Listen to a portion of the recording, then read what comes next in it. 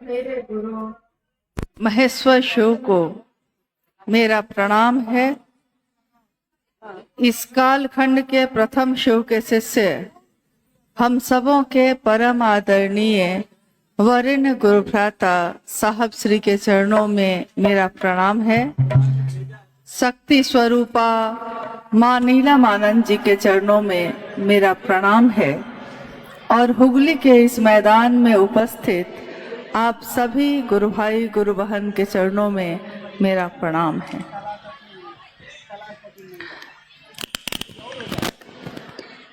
महागुरु महादेव की दया से हम सब इस जीवन में शिव के शिष्य बन पाए। साहब और दीदी के आशीर्वाद से जीवन चल रहा है महादेव महादेव कहते हुए, और ये सुंदर जीवन, ये सुगंधित जीवन जो आज मिला है, न जाने कब से हम सब अंधेरों में भटक रहे थे। जब रोशनी की एक किरण आई और उस एक किरण ने हमारे जीवन को, हमारे जीवन में फैले अंधेरे को दूर कर दिया।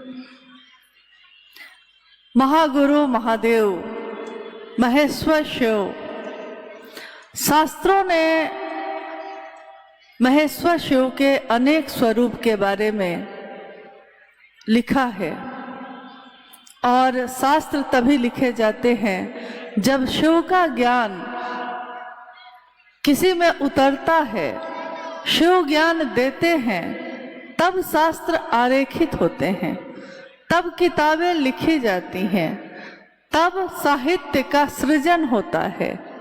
अगर शिव ज्ञान ना दें तो इस धरती पे शिव और शक्ति के अन्योन्याश्रित प्रेम के बिना एक घास की पत्ती भी नहीं उग सकती। हम चाहे विश्वास करें या ना करें, हमारे विश्वास करने से या नहीं करने से सत्यता बदलती नहीं है। सत्य जीवंत होता है, शाश्वत होता है। हमारे विश्वास या अविश्वास का उस पर कोई फर्क नहीं पड़ता। शिव के शिष्य के रूप में हमने आपने जाना है कि जब हम शिव को गुरु बनाते हैं तो प्रारंभिक अवस्था में अविश्वास भी चलता है, परंतु अगर शिव से एक रिश्ता बनाना चाहते हैं, गुरु और शिष्य का एक संबंध बनना हो, तो उसके लिए भाव जरूरी है। प्रारंभिक अवस्था में अविश्वास, अश्रद्धा और संशय भी चलते हैं, परंतु जब रिश्ता आगे बढ़ता है तब धीरे धीरे ये अविश्वास विश्वास में बदलने लगता है। श्रद्धा और बिना संशय का मन उन्मुक्त होकर शिव की दिशा में चल पड़ता है। महेश्वर शिव के अनेक रूप जो जगत में काफी प्रसिद्ध हुए, सर्वाधिक रूप से वो रूप उनके प्रसिद्ध हुए जो दान दाता थे।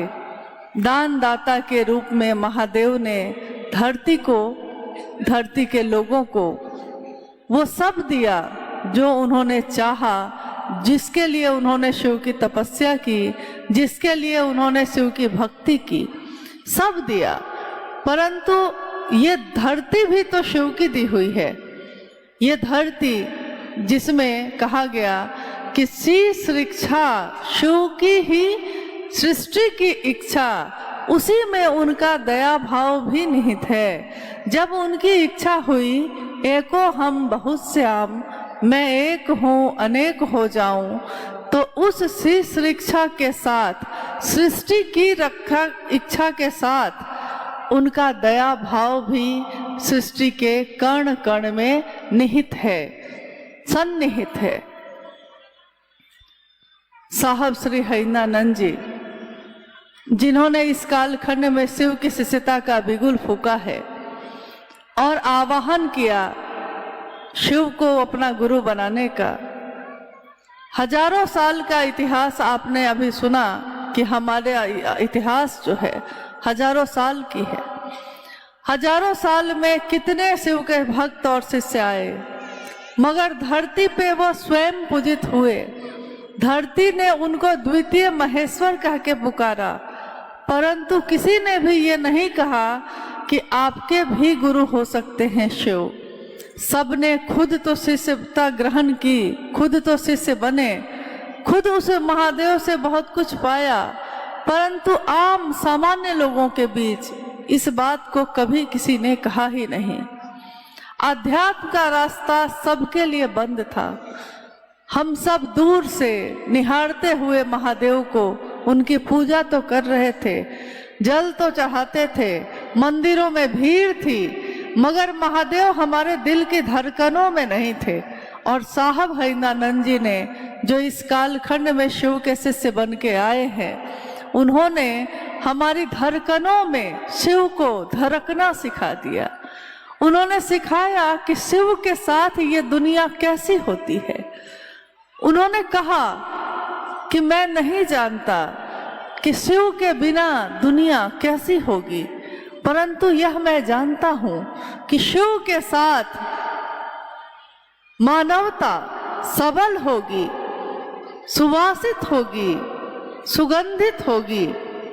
शिव के साथ, शिव के बिना हमारी दशा और दिशा कैसी होगी ये वो नहीं जानते, क्योंकि शिव के साथ ही उनके जीवन की दशा और दिशा बदलती चली गई और ऐसी बदली कि उनके मन में एक अंतः प्रेरणा, जो अंदर से प्रेरणा जगती है, एक अंतः प्रेरणा जगी कि विश्व के हर मानव तक मैं ये संदेश पहुंचाऊंगा, शिव मेरे गुरु हैं, तुम्हारे भी हो सकते हैं।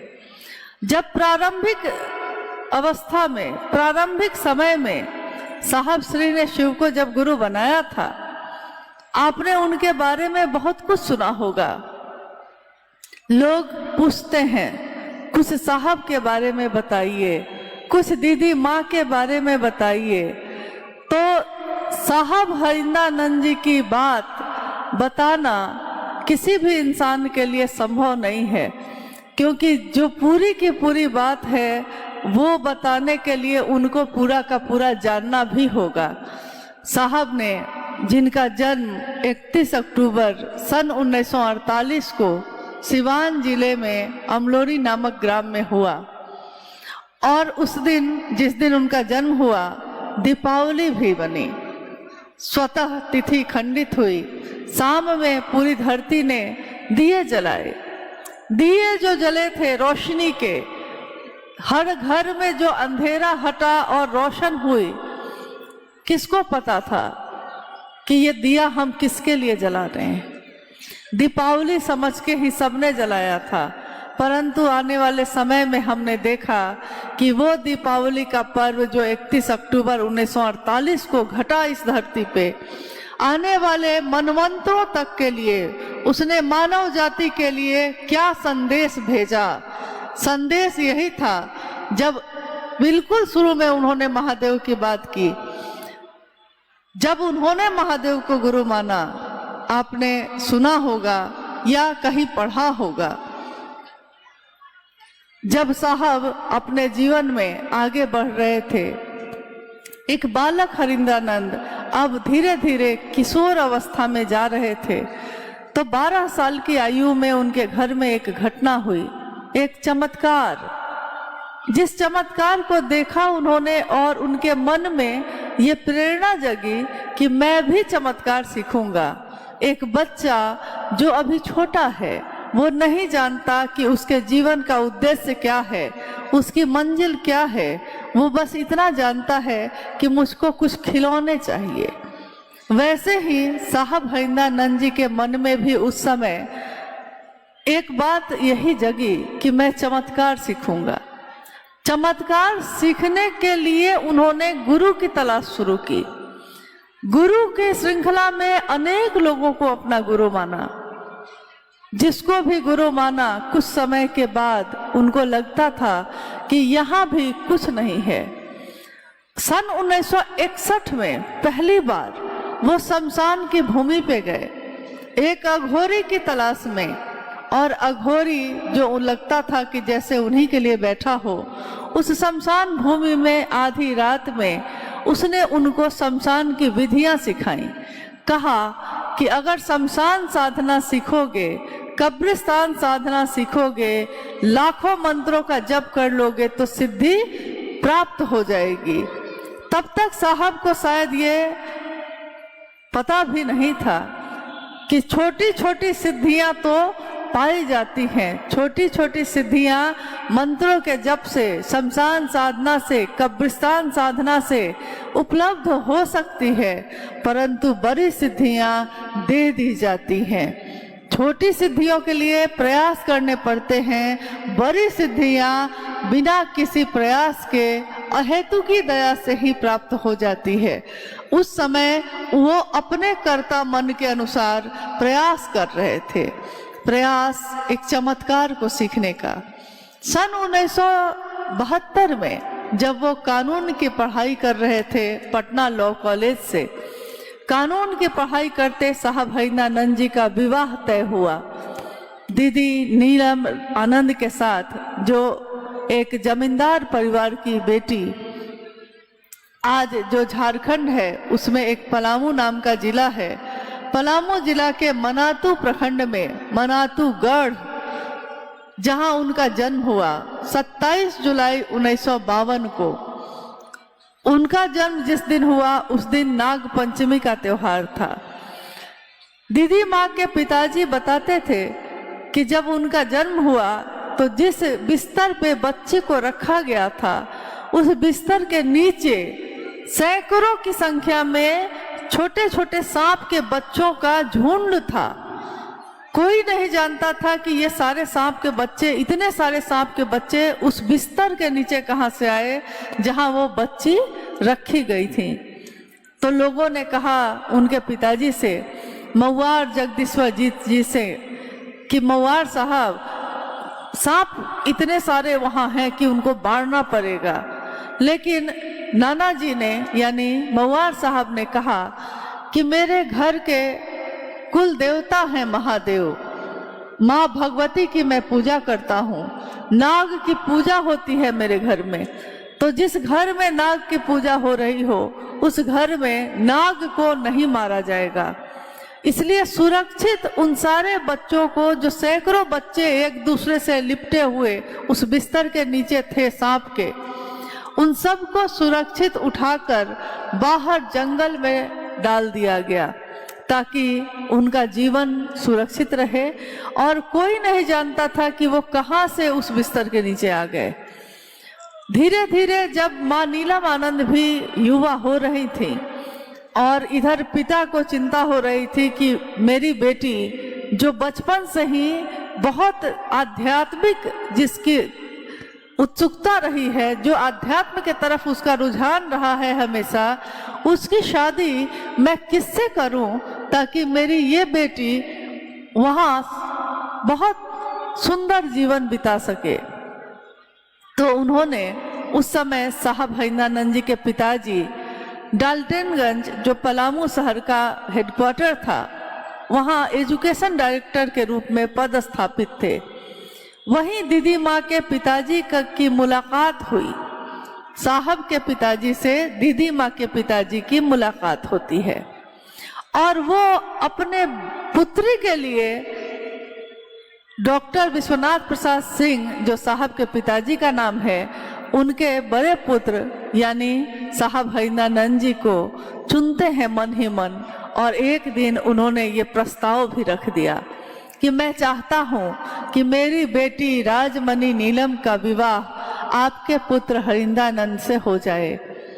दादाजी यानी साहब के पिताजी ने सहर्ष इस प्रस्ताव को स्वीकार किया और 22 मई सन 1972 को मनातूगढ़ में साहब और दीदी का विवाह संपन्न हुआ। शिव और शक्ति के मिश्रण का हमने हमेशा पर्व मनाया है। शिव और शक्ति के मिलन का महाशिवरात्रि हम सभी मनाते हैं, क्योंकि शिव के जन्म का पता नहीं, इसलिए जन्मदिन नहीं मनाते। और जिसका जन्म ना हुआ हो तो उसकी मौत भी कैसे होगी, तो उनकी कोई पुण्यतिथि भी नहीं मनाई जाती। शिव का महाशिवरात्रि मनाया जाता है। और शिव के शिष्य का विवाह हुआ 22 मई सन 1972 को। विवाह के बाद मां नीलमानंद साहब के साथ अपने ससुराल आई और उस समय तक जब वो आई उनको पता चला कि उनके पति यानी साहब भाईंदानंद जी शमशान साधना करते हैं। यह जानकर उनको कोई अचरज नहीं हुआ, क्योंकि बचपन से ही मां नीलमानंद जी को भी तंत्र मंत्र यंत्र इन चीजों के बारे में हमेशा उत्सुकता रहती थी। वो अक्सर साधुओं से, अघोरियों से, तांत्रिकों से मिला करती और इतना ज्यादा वो रूपवती थी कि उनके पिता ने उनके गले में नजर न लग जाए इसके लिए कितनी ताबीज पहना के रखी थी कि ताबीज पहन लेगी मेरी बेटी को किसी की नजर ना लगे। लेकिन उनका आध्यात्मिक रुझान दृष्टिगोचर था, सब कोई देख पा रहे थे। इसलिए जब विवाह के बाद दीदी नीलमानंद जी को ये पता चला कि मेरे पति शमशान साधना करते हैं, लेकिन दिन में वो कानून की पढ़ाई कर रहे हैं लॉ कॉलेज पटना से, रात में शमशान साधना के लिए पटना के आसपास शमशान का थोड़ा अभाव था, तो वो अक्सर उनका पसंदीदा शमशान स्थान था आरा का गांगी शमशान, वहां जाया करते। मां नीलमानंद विवाह के कुछ दिन के बाद मनातूगढ़ में कुछ समय के लिए रहने आ गई और अभी आपने जिन अनु भैया की चर्चा सुनी है उनका जन्म हुआ पलामू जिले में ही।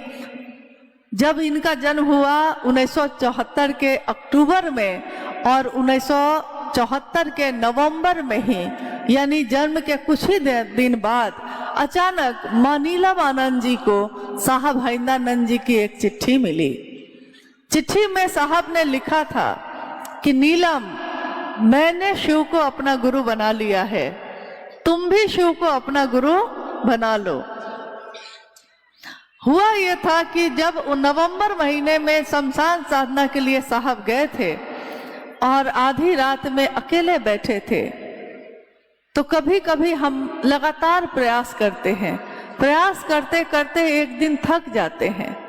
तो जब थकते हैं तो अपने उस जीवन के बारे में सोचते हैं जब से हमने प्रयास करना शुरू किया था। इतना लंबा समय मैंने एक काम को करने में बिता दिया और हाथ खाली के खाली है, कुछ भी हासिल न हुआ। उसी तरह उस दिन साहब भाईंदानंद जी ने अपने जीवन के पिछले 14 वर्षों के बारे में सोचा।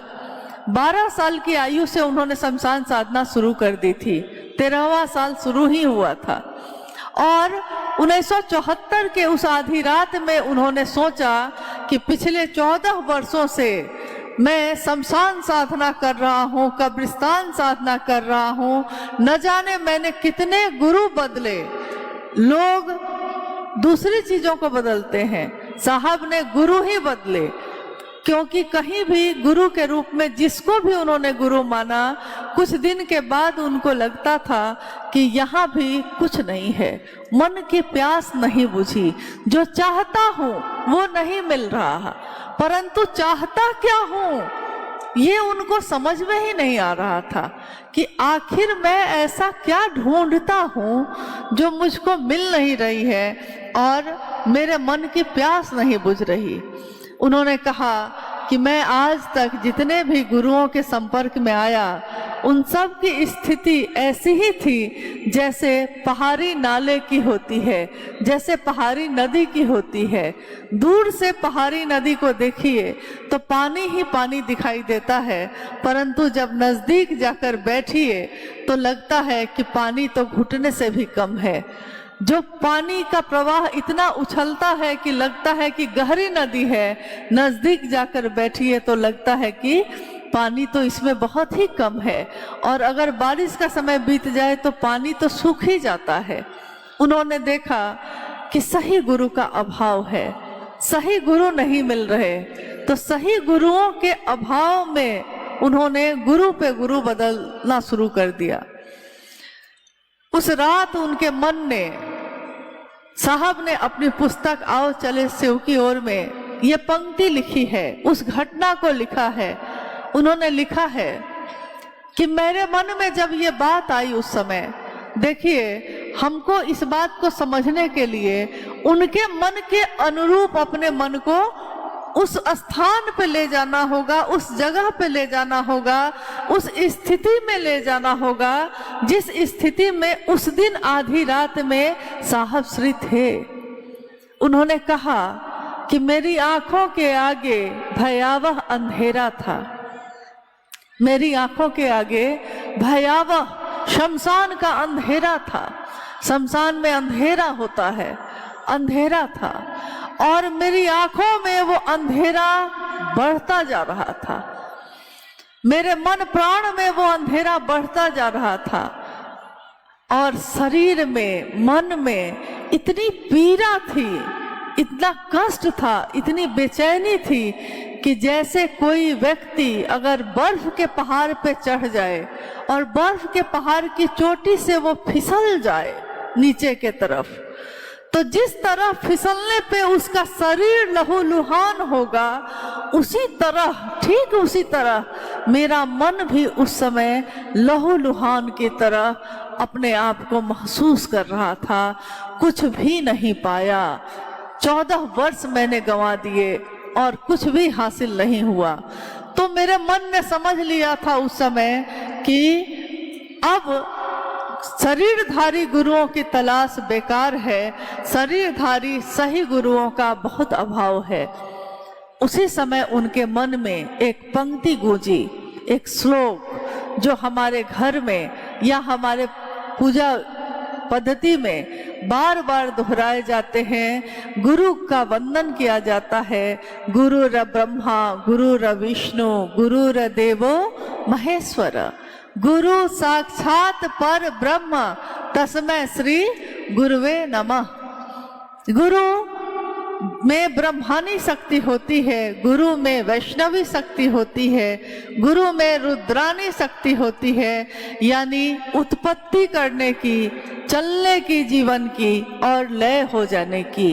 तीनों तरह की शक्तियां गुरु में होती हैं। यहाँ तक कि गुरु परम ब्रह्म होते हैं, यानी परम सत्ता होते हैं। वही आत्मा का अंश जब किसी मनुष्य में आता है तो हम उसको मनुष्यात्मा कहते हैं, और वही परम सत्ता में जब होता है तो हम कहते हैं परमात्मा। पर ब्रह्म उसी को कहा जाता है, परमात्मा को। उन्होंने कहा, मैंने हमेशा अपने जीवन में शिव को भगवान समझा, जाना, तो मैंने गुरु भगवान होते हैं तो भगवान गुरु क्यों नहीं है, ये सोचकर उस दिन शिव को अपना गुरु बनाया था। जब मैंने शिव को अपना गुरु बनाया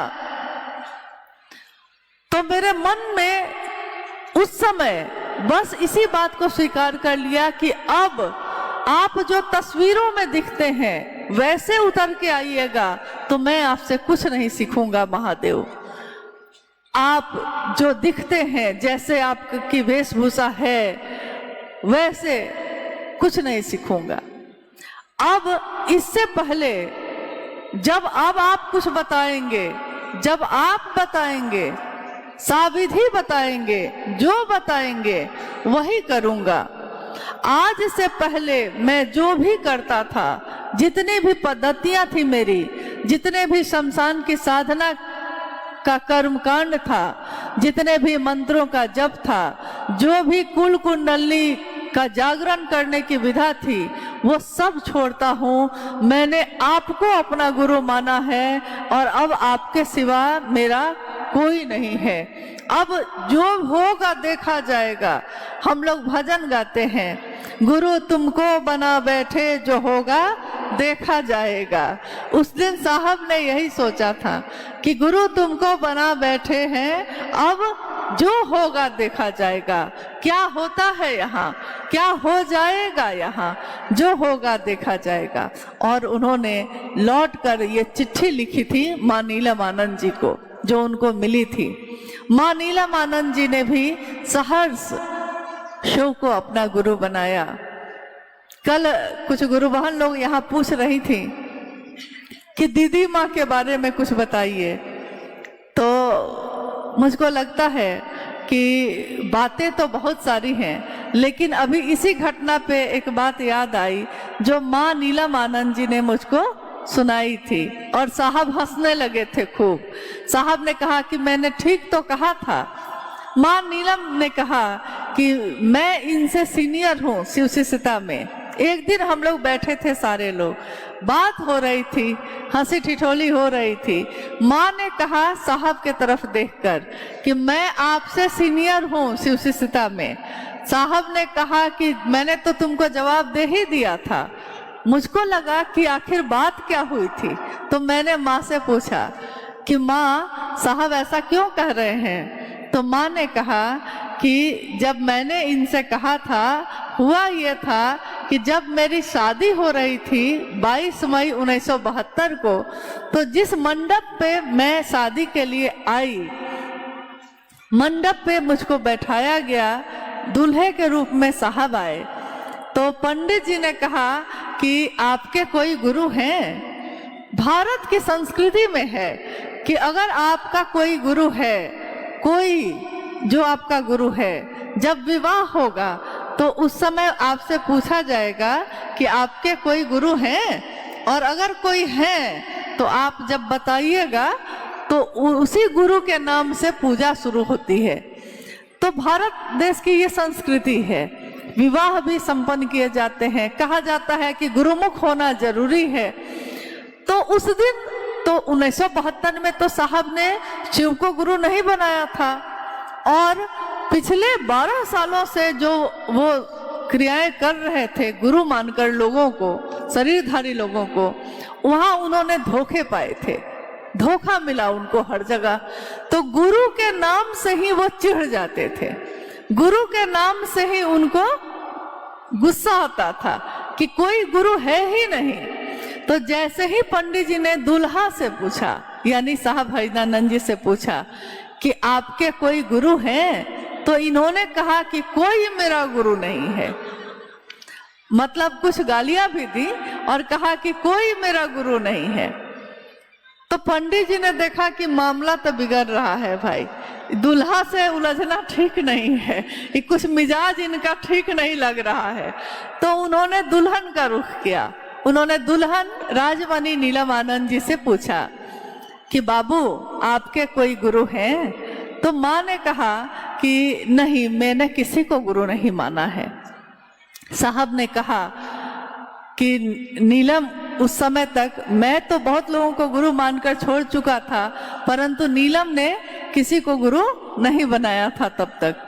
तो ये भी हमारी संस्कृति में है कि अगर दूल्हा और दुल्हन दोनों के कोई गुरु नहीं होते हैं, तो ये हमारी संस्कृति में है, सदियों से चली आ रही है ये पद्धति, कि कहा जाता है कि शिव को अपना गुरु बना लीजिए। और पंडित जी ने उस दिन कहा ये कि शिव को अपना गुरु मान लीजिए बउआ आप, तो हम लोग शादी शुरू करते हैं। माँ नीलम आनंद जी ने कहा कि हाँ, मैं शिव को अपना गुरु मानती हूँ। शादी की क्रियाएं संपन्न हो गई। तो ये बात, ये घटना है सन 1972 की 22 मई को। साहब ने शिव को गुरु बनाया है नवंबर में 1974। तो 2 साल बाद बनाया, 2 साल 2-3 महीने हो गए थे। तो माँ अक्सर हंसी में कहती थी बाद में कि आपने तो उस दिन नहीं बनाया था, उस दिन तो मैंने बनाया था।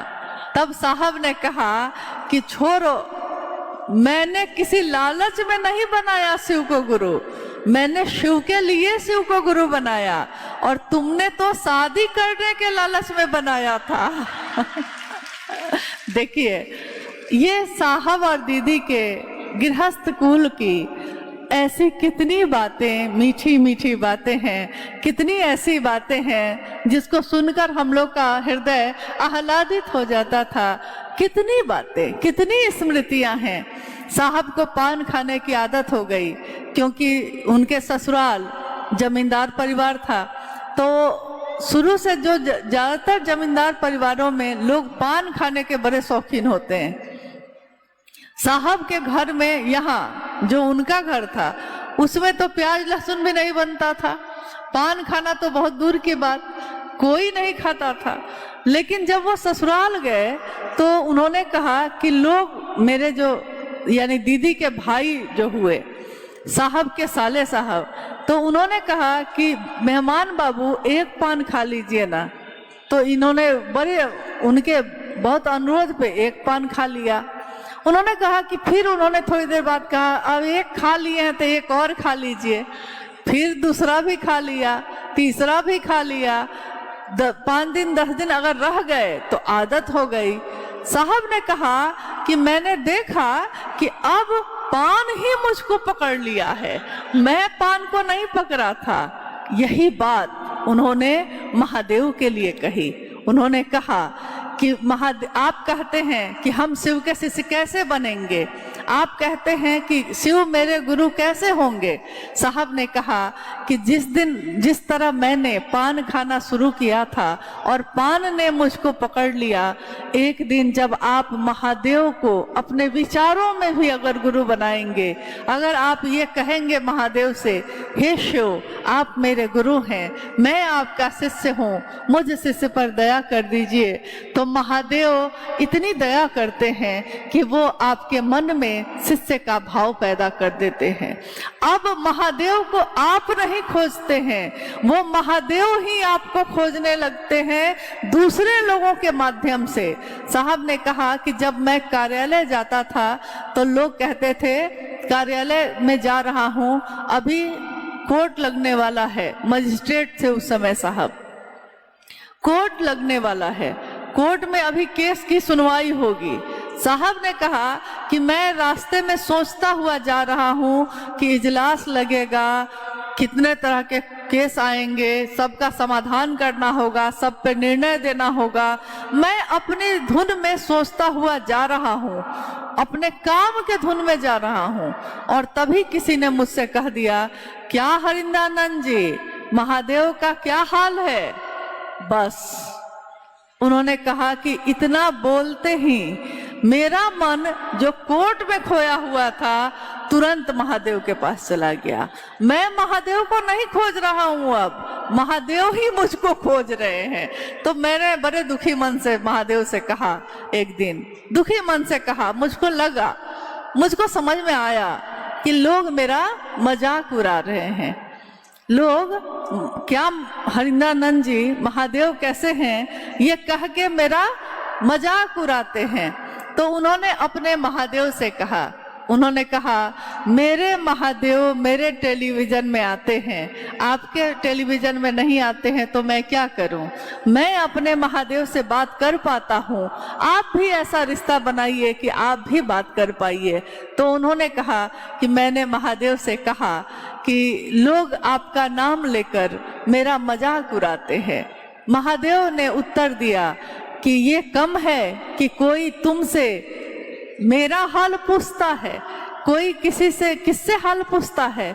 जब उसके नजदीक हम होंगे तब ना कोई पूछेगा, ये समझेगा तब ना कि हाँ ये इनके नजदीक के आदमी हैं। जैसे साहब जब रांची में रह रहे थे तो बहुत सारे गुरु भाई गुरु बहन वहाँ की व्यवस्था में थे, लोग उन लोगों पे फोन करके पूछते थे कि साहब कैसे हैं, आज भी पूछते हैं कि हम लोग साहब के पास आना चाहते हैं। यही बोली रहती है लोगों की। तो किससे बात करते हैं आप, जिसके बारे में आप जानते हैं कि वो साहब के नजदीक है, तभी ना आप उससे बात करते हैं। तो उसी तरह महादेव का उत्तर आया कि लोग तुमसे मेरा हाल पूछते हैं, ये कम बात है। देखिए साहब ने कहा अब आपने महादेव को नहीं पकड़ा है, महादेव ने ही आपको पकड़ लिया है। आप नहीं चाहिए चर्चा में जाना, महादेव आपको चर्चा में खींच ही लेते हैं। जिस तरह एक परिधि में जब हम आ जाते हैं तो चुंबक काम करता है, चुंबक की परिधि जहां तक होगी, चुंबक जहां तक काम करता है, वो अपनी परिधि में आने वाले सभी लोहे के छोटे छोटे टुकड़े को अपनी तरफ खींच लेता है। वैसे ही जिसने विचार में भी अगर कह दिया है कि शिव मेरे गुरु हैं, तो महादेव उसको अपनी परिधि में ले लेते हैं। और अब वो ना भी चाहे महादेव के चर्चा में जाना, महादेव के काम को करना, लोग उसको खींच लेते हैं। चलना होगा आपको, चलिए ना थोड़ी देर में तो आ जाएंगे। आपने सोचा था कि आज कहीं नहीं जाएंगे, आज ये काम करेंगे, आपकी योजना कुछ और थी, लेकिन महादेव का कोई ना कोई आदमी आ जाता है और आपकी योजना बदल जाती है। तो साहब के जीवन की बहुत घटनाओं में आपने लगभग सारी चीजें सुनी भी होंगी, क्योंकि इतने सालों में इतनी चर्चाएं हुई हैं। और साहब का आगमन जिस भी महोत्सव में हुआ है उसमें शिव शिष्यता की पृष्ठभूमि, व्याप्ति और उसका उद्देश्य, इस पे अक्सर बात हुई है। शिव शिष्यता की जो पृष्ठभूमि है उसमें असंख्य पीड़ा है, बहुत सारे दर्द हैं और बहुत परेशानियां हैं, बहुत रातों की नींदें उड़ गई हैं, ये भी है। लेकिन उसकी जो व्याप्ति है आज, उसने जनमानस को अपनी गिरफ्त में कर लिया और आज व्याप्ति इतनी ज्यादा बढ़ती जा रही है कि अब हम आप चाहें या न चाहें, परंतु महादेव अपने काम को करवाए जा रहे हैं। माध्यम हमारा आपका शरीर बनता है, लेकिन ऊर्जा मेरी और आपकी काम नहीं करती। ऊर्जा उस महादेव की काम करती है जिनके कारण हम महादेव की बात कर पाते हैं। महादेव की परिधि में अगर हमारा मन है कि नहीं है, ये कैसे पता चलेगा? एक बार एक गुरु भाई ने साहब से पूछा कि साहब कैसे पता चलेगा कि मैं शिव का शिष्य हो गया, कैसे समझूंगा कि शिव मेरे गुरु हो गए? साहब ने कहा कि अगर 24 घंटे में 4 घंटा भी आपका मन महादेव की परिधि में रहता है तो समझिएगा कि शिव आपके गुरु हो गए। मैं हरिंदर आपको ये सर्टिफिकेट देने जा रहा हूँ, क्योंकि परिधि में 4 घंटा मतलब ये नहीं कि लगातार 4 घंटा, हो सकता है बीच में आपका मन भटकता होगा, जैसे उस जहाज के पंछी का भटकता था। साहब ने कहा कि एक जहाज पे एक पंछी बैठा है, पानी का जहाज है, पानी का जहाज चला जा रहा है समंदर में और चारों तरफ पानी ही पानी है, कहीं पे भूमि नहीं है, धरती नहीं है। और उस पानी के जहाज पे एक पंछी बैठा है। पंछी बैठा रह गया और जहाज समुंदर के बीच में पहुंच गया है। अब पंछी का स्वभाव है उड़ना, तो वो उड़ेगा ही उड़ेगा। पंछी उड़ता है, चारों तरफ चक्कर लगा के देख लेता है, कहीं कोई भूमि नहीं है, कहीं धरती का कोई नामो निशान नहीं है। तो वो फिर से लौट के आके उसी जहाज पे बैठ जाता है। जहाज का कैप्टन देख रहा है कि अच्छा, ये पंछी तो मेरे जहाज में फंस गया और अब ये उड़ नहीं पा रहा है। उड़ता है, लौटता है, लेकिन समंदर में उसको अनाज नहीं मिलेगा, समंदर में उसको दाना नहीं मिलेगा। तो वो कैप्टन अपने पास से उसके दाना की व्यवस्था करता है। पंछी को अब दाना भी मिलने लगता है। फिर पंछी का स्वभाव है उड़ना ही, वो फिर उड़ता है, परंतु एक दिन उड़ते उड़ते वो थक जाता है। कितना उड़ूं, कहाँ तक उड़ूं, कहाँ तक जाऊं? जहाँ जाता हूँ अनंत आकाश और समंदर के पानी के सिवा कुछ दिखाई नहीं देता। और लौट के आता हूँ तो फिर यही कैप्टन मेरी देखभाल करता है, फिर दूसरा कोई मदद भी करने वाला नहीं है। तो धीरे धीरे उसका उड़ना कम हो जाता है, धीरे धीरे वो जहाज पे ज्यादा रहने लगता है और आकाश में कम उड़ने लगता है। साहब ने कहा यही स्थिति मेरे और आपके मन की है। हमारा मन संसार में उड़ता है, हमेशा भटकता है। अभी आप लोग यहाँ बैठे हैं, जब तक आपका मन गुरु उन्मुख नहीं होगा आप मेरी बात भी नहीं सुन सकते। जैसे कुछ लोग बहुत हलचल में थे थोड़ी देर पहले, अभी देखती हूँ तो बड़ा शांत है। थोड़ी देर पहले हलचल में थे। हलचल में जब कोई रहता है तो उसको कुछ भी साफ साफ दिखाई नहीं देता, न वो साफ सुन सकता है, न उसको साफ कुछ दिखाई देता है। और जब तक उसका चित्त शांत नहीं होगा, जब तक उसका मन ठहर नहीं जाएगा, मन ठहरता है तब उसको दिखाई देता है, तब उसको शिव का दर्शन होता है, तब उसको शिव का सानिध्य मिलता है। और अगर मन को शिव का सानिध्य मिलने लगे तो मन सच्चे गुरु की तलाश करता है, और जब महादेव के सानिध्य में मन रहने लगता है तो उसका मन भी अब धीरे धीरे संसार में उड़ना छोड़ देता है और महादेव के सानिध्य में रहने लगता है। आप याद कीजिए अपने जीवन को, आपने अपने जीवन में पहले क्या किया था और आज अब आप क्या करते हैं। पहले आपने अपने जीवन में हर दिन आपने कुछ न कुछ ऐसा किया होगा जो आपके मन को और ज्यादा अशांत कर रहा होगा। यानी आपने किसी की बात सुन ली, किसी के बारे में बात कर ली, किसी की शिकायत है, कोई इसका है, कोई उसका है। यानी जीवन के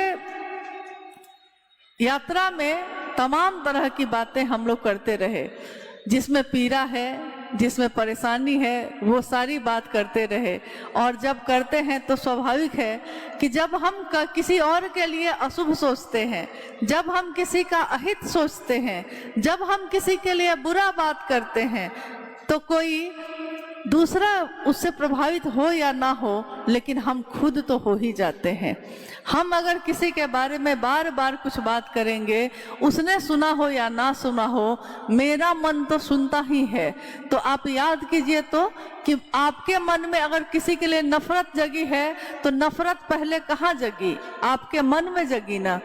जिसके लिए जगी उस तक पहुंची कि नहीं पहुंची, लेकिन पहले तो उसका जन्म स्थान आपका मन हो गया। जिस मन में शिव रहते हो, जिस मन को शिव का सानिध्य मिला हो, उस मन को धीरे धीरे उसी जहाज के पंछी की तरह ठहरने की आदत हो जाती है। फिर वो उड़ता नहीं, फिर उसको किसी की बात अच्छी नहीं लगती, फिर उसको किसी के बारे में शिकायत नहीं करनी, किसी की शिकायत सुननी भी नहीं है।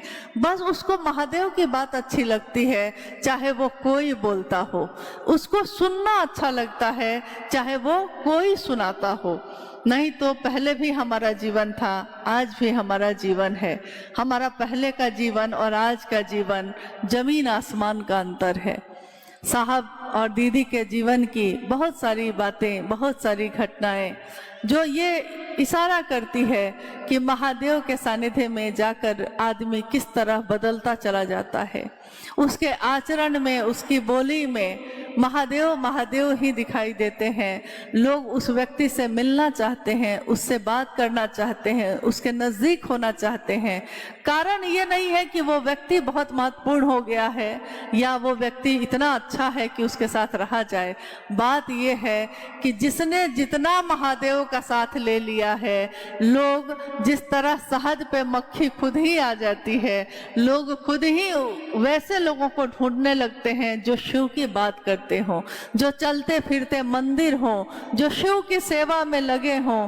संत तिरुमूलर ने कहा, जो शिव के भक्त थे, जो दक्षिण भारत के संत थे, उन्होंने कहा कि ये जो शिव की सेवा में लगे हैं, अगर करनी है सेवा तो उन लोगों की करो जो शिव की सेवा में लगे हैं। करना ही है तो उनके लिए करो जो चलते फिरते मंदिर हैं। हालांकि उनको पहचानना बहुत कठिन है, पहचान में जल्दी नहीं आते, फिर भी कोशिश करिए कि वैसे लोगों को ढूंढ सकिए। कोई ना मिले तो कोई बात नहीं है, यहाँ आदमी को ढूंढना नहीं है, यहाँ तो स्वयं आप खुद सीधे शिव से अपना संपर्क कर सकते हैं। शिव से मिलने में कोई बाधा नहीं है, कोई बीच में रुकावट नहीं है। जिस दिन हम सोच लेते हैं, हमारी सोच में बल है, इंसान की सोच में बल है। इंसान की सोच में इतना बल है कि वो सोचता है तो वह धरती के पाताल तक में पहुंच जाता है। इंसान की सोच में इतना बल है कि जब वो सोच लेता है तो पहाड़ में सुरंग बना देता है। इंसान की सोच में इतना बल है कि वो सोच ले तो समंदर के अंदर में सुरंग बना चुका है और चंद्रमा और मंगल ग्रह तक पहुंच गया है। इंसान की सोच में बल है, लेकिन अगर इंसान की सोच की का बल जो है वो एक सीमा तक काम करता है, उसके बाद नहीं करता। अगर उस इंसान का मन, उसकी सोच आध्यात्म से जुड़ जाए, शिव से जुड़ जाए, तो शिव जैसी होगी। जैसे एक पानी की बूंद की कोई बिसात नहीं, एक पानी की बूंद से आपका कुछ नहीं बनेगा, बिगड़ेगा। उस पानी के बूंद को, एक बूंद पानी को, संगत का क्या असर होता है देखिए। एक बूंद पानी को कमल के पत्ते पे आपने देखा होगा, ओस की बूंद गिर जाती है, कमल के पत्ते पे वो चमकती रहती है, ठहरती रहती है, इधर से उधर होती रहती है, परंतु पानी की बूंद ही होती है। अनायास जब वो पानी के अंदर गिर जाती है और अगर सीप में चली जाए, सीप के अंदर चली जाए, वो पानी की बूंद, एक बूंद पानी की मोती बन के निकलती है। तो मन, जो इंसान का मन है, वो भी जब शिव का सानिध्य लेता है तो शिव जैसा ही हो जाता है। हमारा मन ऐसा बन सके, इसकी कोशिश करनी है हम लोगों को। आइए हम लोग कुछ जिज्ञासाओं पे बात करते हैं। और आप इतने देर से धैर्य से बैठे हैं तो मुझको लगता है कि हाँ, अभी थोड़ा आप लोग शांत से बैठे रहिए, क्योंकि जिज्ञासा शुरू होने का अर्थ ये नहीं होता कि कार्यक्रम खत्म हो गया। जिज्ञासा शुरू होने का अर्थ होता है कि हम लोग अब महादेव की बात पे और वैसी बात कर सकें जो लोगों के मन में भी आती है। उनके मन में क्या क्या बात आ सकती है। हो सकता है उनके मन में आता हो कि महादेव मेरे गुरु कैसे होंगे। हो सकता है उनके मन में आता हो कि और देवी देवता को हम गुरु क्यों नहीं बना सकते हैं।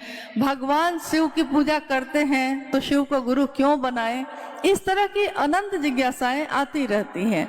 आइए हम लोग कुछ जिज्ञासाओं पे बात करते हैं।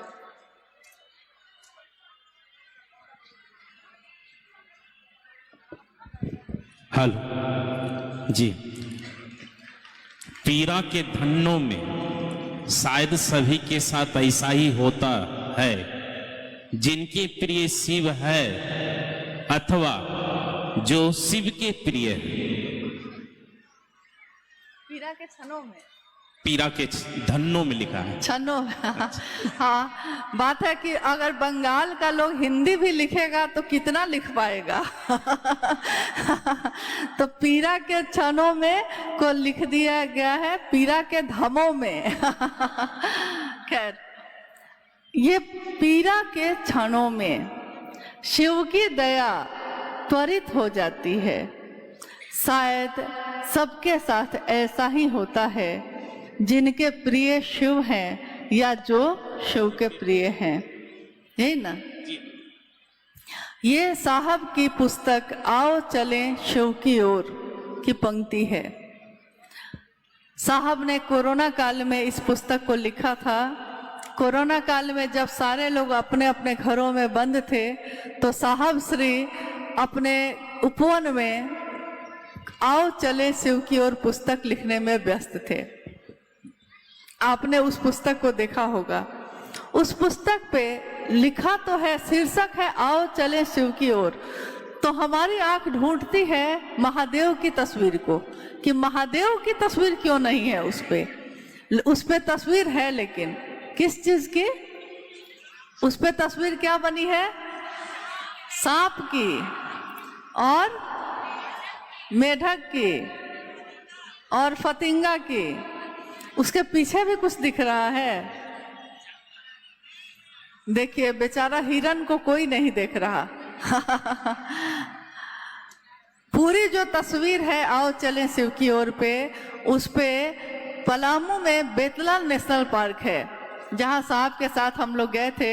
साहब ने अपने मोबाइल फोन से वो तस्वीर ली थी, जिसमें जंगल दिख रहा है और पीछे हिरन दिख रहा है, बहुत हल्का।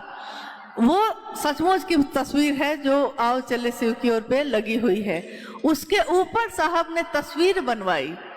लोगों ने कहा कि महादेव की तस्वीर होनी चाहिए। साहब ने कहा कि दुनिया में लोगों ने इतना मीठा मीठा सुन लिया है, हमेशा महादेव की तस्वीर देखते देखते वो भूल गया कि महादेव कि तस्वीर तो हम देखते हैं, तस्वीर का असर भी हम पे होता है, परंतु इंसान को याद नहीं रहता कि वो कब खत्म हो जाएगा, उसका ये शरीर कब खत्म हो जाएगा। तो उन्होंने ही ये बात कही कि उस पे एक ऐसे सांप की आकृति बनाई जाए। तो एक चित्रकार के द्वारा ये आकृति बनाई गई जिसमें सांप है भयानक।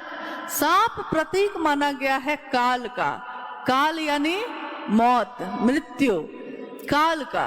और सांप जो है अपना मुख खोलकर बैठा है। उस सांप के मुख में, मुख के अंदर मेढक बैठा है।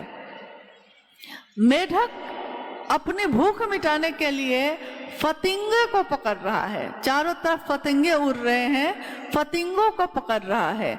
लेकिन वो भूल गया है, फतिंगों को पकड़ने में वो इतना मगन है, इतना मगन है कि वो भूल गया है कि किसी भी पल काल का मुख बंद हो सकता है, और जैसे ही बंद होगा वो जो इतने फतिंगों को पकड़ रहा है वो सिलसिला खत्म हो जाएगा। आप देखते होंगे कि शिव की रचना, जितनी भी रचना है, चाहे वो पशु पंक्षी हो, चाहे वो जानवर हो, वो उतना ही भर संग्रहित करता है जितने की उसको जरूरत है। चिड़िया उतना ही दाना चुग के लाती है जितना में वो खा ले और उसके बच्चे खा ले। वो घोंसला बनाती है उतने ही दिन के लिए बनाती है जितने दिन में घोंसला में रहने की जरूरत हो। जानवर खाता है और आराम से रहता है। इंसान सबसे सुंदर रचना है, परंतु इंसान को संग्रह करने की इतनी आदत है कि वो 4 कपड़े से उसकी प्यास नहीं बुझती, उसको और कपड़ा चाहिए। एक घर से उसकी प्यास नहीं बुझती, एक घर हो गया है तो और 2-4 घर हो जाते, एक गाड़ी हो गई है तो 2-4 गाड़ी और हो जाती। यानी काल के मुख में बैठे हैं हम, लेकिन हमको याद नहीं है कि काल के मुख में हैं। हम फतिंगों को पकड़ने में मगन हैं, भूल बैठे हैं कि क्या पता कब चला चली के बेला आ जाए। रहना नहीं देश वीराना है। यह कागज, यह जो जीवन है, यह जीवन कागज की पुरिया, बूंद परे घुल जाना है। मौत की एक बूंद परी और जीवन गया। तब तो हम इतनी योजना बनाते हैं, इतनी चीजें बनाते हैं। इसीलिए साहब ने आओ चले शिव की ओर पुस्तक पे ये तस्वीर लगवाई। उन्होंने कहा कि इस तस्वीर को जब भी आप देखिएगा आपको याद आएगा कि जीवन कभी भी खत्म हो सकता है। इसलिए आओ चले शिव की ओर। उसी पुस्तक की ये पंक्ति है जो अभी गुरु भाई संतोष जी ने पढ़ी है। उसकी पंक्ति है कि मैं पूरी पंक्ति जो है साहब ने अपने बारे में लिखा है। उसमें आओ चले शिव की ओर पुस्तक में अंतिम आलेख है, आओ चले शिव की ओर। आलेख का नाम भी यही है। उस आलेख की पहली पंक्ति है, बाजीचे अतफाल है दुनिया मेरे आगे, होता है सबो रोज तमाशा मेरे आगे। मतलब ये पूरी धरती जो है ये बच्चों के खेलने के मैदान जैसा है, और रोज यहाँ बच्चों के अलग अलग तमाशे चलते रहते हैं। कोई रोता है, कोई हंसता है, कोई बोलता है, कोई रूठता है। जैसे अभिनय चल रहा हो सबका, बच्चों के खेल के मैदान जैसा है ये दुनिया भी मेरे आगे वैसी ही है। उसी में साहब श्री ने आगे एक जगह पे ये लिखा है कि मेरी स्वानुभूति है, मेरी स्वानुभूति यानी मेरी खुद की अनुभूति है कि पीड़ा के क्षणों में गुरु की दया, शिव की दया त्वरित हो जाती है। शायद सबके साथ ऐसा ही होता है, जिनके प्रिय शिव हैं या जो शिव के प्रिय हैं। पीड़ा का क्षण यानी आपके जीवन में कष्ट आते हैं। जब कष्ट आते हैं, जैसे ये किताब लिखी ही गई थी कोरोना काल में। कोरोना काल को याद करिए जरा। कोरोना काल में कष्ट था, किसको किसको कष्ट था? कोरोना काल में किसको किसको कष्ट हुआ था? सबको। और वह उस समय सबसे ज्यादा कौन याद आया था? महादेव। सबसे ज्यादा महादेव याद आए थे। पीड़ा के क्षण में गुरु की दया त्वरित हो जाती है, तेज हो जाती है, क्योंकि उस समय महादेव के सिवा कोई याद नहीं आ रहा था। लोगों को हम लोगों ने देख लिया था कि जो अपने होते हैं, अगर मुझको कुछ हो गया तो मुझको छुएंगे भी नहीं। ये कैसे अपने थे? जो मौत के डर से जिन्होंने मेरे इस शरीर को छूना भी स्वीकार नहीं किया। अगर कोरोना हो गई तो हॉस्पिटल तक में जगह नहीं मिल रही थी। लोगों के पास पैसे थे, बहुत लोगों के पास थे, पैसे थे, लेकिन जीवन नहीं बच सका। और उस समय जितना ज्यादा महादेव का काम हुआ, उससे पहले उससे उतना ज्यादा महादेव का काम हुआ ही नहीं था। अब बताइए कि क्या उस समय सारे लोगों ने महादेव से सचमुच में दया मांगी थी कि नहीं? सचमुच में, क्योंकि हम बोली में मांगते हैं, लेकिन उस समय बोधात्मक ज्ञान था, बोध उतरा हुआ था। महादेव दया कर दीजिए, महादेव दया कर दीजिए, मतलब नींद में भी महादेव से दया ही मांग रहे थे। और आने जाने का रास्ता बंद था। तो जब आने जाने का रास्ता बंद हो और आदमी के अंदर ऊर्जा है, तो वो अपनी ऊर्जा को बाहर निकालने के लिए स्रोत खोजता है, रास्ता खोजता है। तो वो रास्ता भी सबने खोज लिया। लोग कॉन्फ्रेंस में चर्चा करने लगे। मैंने देखा कि बहुत सारे लोग जो पहले फोन को चलाना भी नहीं जानते थे, मोबाइल फोन को चलाना भी ठीक से नहीं जानते थे, कोरोना काल में अचानक से उनका ज्ञान बहुत बढ़ गया और वो सारे लोग कॉन्फ्रेंस पे चर्चा करने लगे। नहीं, टेलीफोनों में पे शिव गुरु के चर्चा होखेला, मतलब महादेव की चर्चा टेलीफोन पे होने लगी। और उन्होंने प्रणाम करने का भी रास्ता खोज लिया। माला पे तो कर ही रहे थे, सांस पे अजपा जप विधि से भी कोरोना काल में जितना जप सही तरीके से हुआ, उससे पहले नहीं हुआ होगा। तो याद करिए कि पीड़ा के क्षण में आपके साथ क्या हुआ था। परंतु इसमें एक पंक्ति साहब ने और लिखी है। उन्होंने लिखा है कि शायद सबके साथ ऐसा ही होता है। पूरी पंक्ति है ये कि पीड़ा के क्षणों में शिव की दया त्वरित हो जाती है। शायद सबके साथ ऐसा ही होता है, जिनके प्रिय शिव हैं या जो शिव के प्रिय हैं, जिनके प्रिय शिव हैं। ये दोनों पंक्ति सुनने में तो एक ही लग रही है, नहीं लग रही है? जिनके प्रिय शिव हैं या जो शिव के प्रिय हैं, क्या अंतर है बताइए? दोनों में अंतर है? कोई अंतर है। जिनके प्रिय शिव हैं, आज जिनके प्रिय शिव हैं, कल उनकी प्रियता बदल सकती है। आज जिनके प्रिय हम हैं, कल हो सकता है आप मेरा चेहरा भी नहीं देखना चाहिए। आज जो आपके मित्र बन के चल रहे हैं, कल वही सबसे बड़ा, जितना गहरा मित्र उतना बड़ा दुश्मन। नहीं, जितनी मित्रता गहरी, दुश्मनी भी उतनी ही गहरी, क्योंकि गहरा संबंध बनाया था ना हमने, इसलिए। तो आपने देखा होगा कि आपकी प्रियता, जैसे बहुत लोगों ने शिव को गुरु बनाया, ये सोच के बनाया था कि संतान हो जाए, ये सोच के बनाया था कि नौकरी हो जाए, या अपनी मनोकामनाओं की पूर्ति के लिए बनाया होगा। लेकिन अगर वो मनोकामना पूरा नहीं हो, पूर्ति उसकी नहीं हो, तो वो महादेव को ही छोड़ देता है। चला था बहुत अच्छा, आपको लग रहा था कि दिन रात ये महादेव की चर्चा में चल रहे हैं, महादेव का काम कर रहे हैं, ये अचानक बैठ क्यों गए? मनोकामना की पूर्ति नहीं हुई। उन्होंने सबसे पहले किसको छोड़ दिया? शिव को। लेकिन उन्होंने और किसी को नहीं छोड़ा। उन्होंने अपने पति को नहीं छोड़ा, अपनी पत्नी को नहीं छोड़ा, अपने माँ बाप को नहीं छोड़ा। किसी को छोड़ा? किसी को नहीं छोड़ा। किसको छोड़ा? महादेव को। क्योंकि महादेव से रिश्ता इतना कमजोर था, इतना कमजोर था। याद रखिएगा, जो शुरू से यही लक्ष्य बना के चलता है कि मुझको महादेव से ये चाहिए, उसका उद्देश्य, उसकी मंजिल शुरू से वही उद्देश्य ही होता है। उसकी मंजिल शिव नहीं होते, उसकी मंजिल उसकी मनोकामना ही होती है।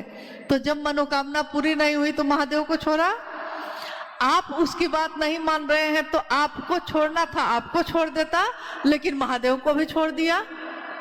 मुझको छोड़ना था, छोड़ देता, महादेव को क्यों छोड़ा? एक बार क्या हुआ कि एक बिहार के कुछ गुरु भाई लोग आए थे, साहब और दीदी, दीदी भी शरीर में थी उस समय। साहब के घर आए, एक बैठक का आयोजन था, तो बैठक के आयोजन में आए हैं, घर में बैठे हैं। तो साहब ने कहा, नीलम सबके लिए चाय बनवा दीजिए। चाय बनने चली गई। चाय जब बन के आई तो थोड़ी भीड़ थी, मतलब 70-80 लोग थे कम से कम। तो अब 70-80 लोगों में कोई एक आदमी तो छूट सकता है ना। सबको चाय दी जा रही थी, सारे लोग चाय ले रहे थे, एक आदमी छूट गए, गलती से छूट गए। उसको लगा, चाय जो बांट रहा था उसको लगा कि सबको चाय दे दिए हैं। तो जब हम छूट जाते हैं तो हम मांग लेते हैं। आप मांग सकते थे, आपके साहब का घर था, अपना घर था ना, अपने घर में मांगने में क्या संकोच है, मांग लेते। लेकिन उन्होंने मांगा नहीं, चुपचाप बैठे रहे। मन रिएक्शन में है अब कि साहब के घर आए, सबको चाय मिली है, एक हमको नहीं मिली। उस समय कुछ नहीं बोला वो आदमी, लौटा और घर जाके चिट्ठी लिखा। उस समय मोबाइल फोन नहीं आया था, तो चिट्ठी ही चलता था, चिट्ठी का ही खेल चल रहा था। तो उस व्यक्ति ने घर जाकर चिट्ठी लिखी, साहब को मालूम कि मैं आपके घर आया था, आपने बैठक बुलाई थी उसमें आया था, और आपके घर में मेरी घनघोर बेइज्जती की गई कि आपके घर में आने पे सबको चाय मिली, मुझको चाय नहीं मिली। इसलिए मैं संयोजक का पद भी छोड़ता हूँ और मैं शिव शिष्यता भी छोड़ता हूँ। साहब ने जब ये चिट्ठी पढ़ी तो साहब हंसने लगे। उन्होंने कहा कि अरे यार, एक कप चाय के लिए शिव को छोड़ दिया, अरे मुझको छोड़ देते कोई बात नहीं थी, मुझको तो आदत है, मुझको छोड़ देते कोई बात न थी, परंतु महादेव को क्यों छोड़ दिया? इसी पे उन्होंने कहा था, कितनी बार कहा ये कि अरे आप कैसे लोग हैं। एक वो लोग थे, कभी ऐसे लोग तो आए हैं, आज भी हैं, एक वो लोग हैं, हाँ वो लोग थे, जिंदगी छोड़ दी बंदगी के लिए। एक वो लोग थे, हाँ वो लोग थे, जिंदगी छोड़ दी बंदगी के लिए। एक तू भी तो है, हाय अफसोस है, बंदगी छोड़ दी जिंदगी के लिए।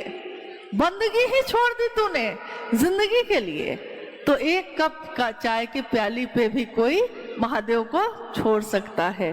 तो जिनके प्रिय शिव हैं उनकी प्रियता बदल सकती है कि नहीं? बदली है कि नहीं? बहुत लोगों की बदली है, परंतु जो शिव के प्रिय हैं, अब मामला कहाँ से है? अभी मामला था हमसे शिव तक, अब मामला है शिव से हम तक। तो जो शिव के प्रिय हैं, यानी अब जब शिव के प्रिय कोई होगा तब क्या होगा? तब वो बदलेगा नहीं, शिव ने ही उसको पकड़ रखा है। अब दुनिया एक तरफ हो जाएगी, लोग उसको छोड़ देंगे, लेकिन वो शिव को नहीं छोड़ेगा, क्योंकि शिव ने ही उसको पकड़ लिया है। साहब और दीदी के जीवन को देखिए, साहब और दीदी के जीवन में क्या हुआ? साहब ने शिव को पकड़ा था कि शिव ने साहब को पकड़ा था? सांस पे हवा के झोंके के साथ नमः आया, शिवाय उतर गया, शिव का प्राण मंत्र ना आया था साहब के पास, साहब की सांसों पे चढ़ा और साहब की सांसों से उतर गया। शिव ने ही पकड़ लिया, शिव ने ही आदेश दे दिया कि तुम जो करते हो दूसरों को करने के लिए कहो, यानी शिव का ही आदेश आ गया। साहब उससे पहले शिव उसका शिष्य तो बना रहे थे। आकाशवाणी तो 1986 में आई थी ना, और साहब शिव की चर्चा तो 1980 के दशक से करना शुरू कर चुके थे। 1982 में उन्होंने पहली बार महादेव की चर्चा मधेपुरा में लोगों से की थी।